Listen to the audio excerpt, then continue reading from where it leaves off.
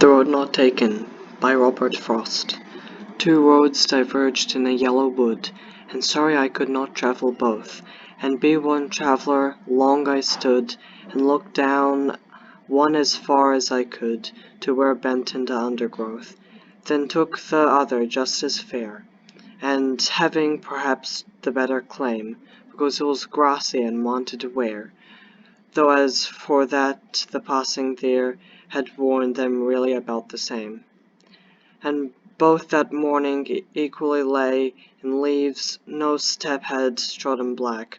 Oh, I kept the first for another day, yet knowing how way leads on to way, I doubted I should ever come back.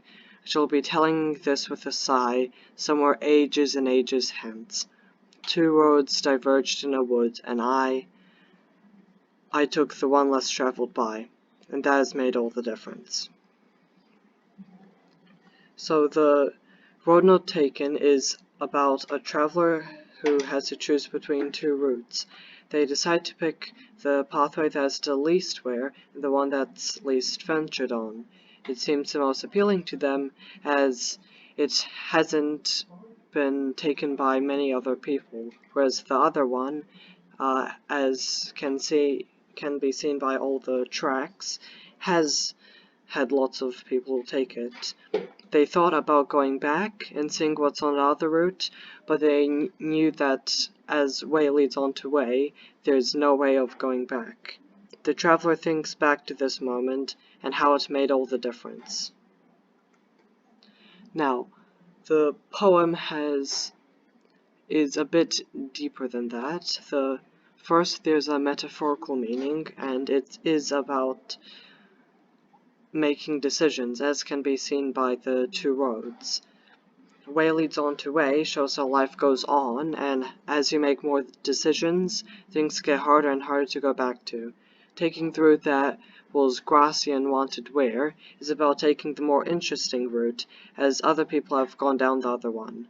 Now, and look down as far as I could to where it bent into undergrowth is important when analyzing this poem.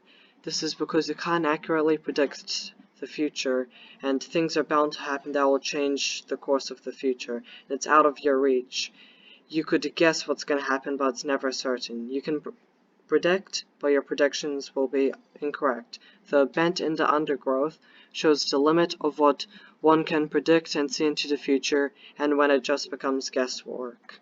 Now, it is also about Robert Frost himself. Robert Frost had to choose between being a normal person and working in a building and being part of a regular society, or writing poems.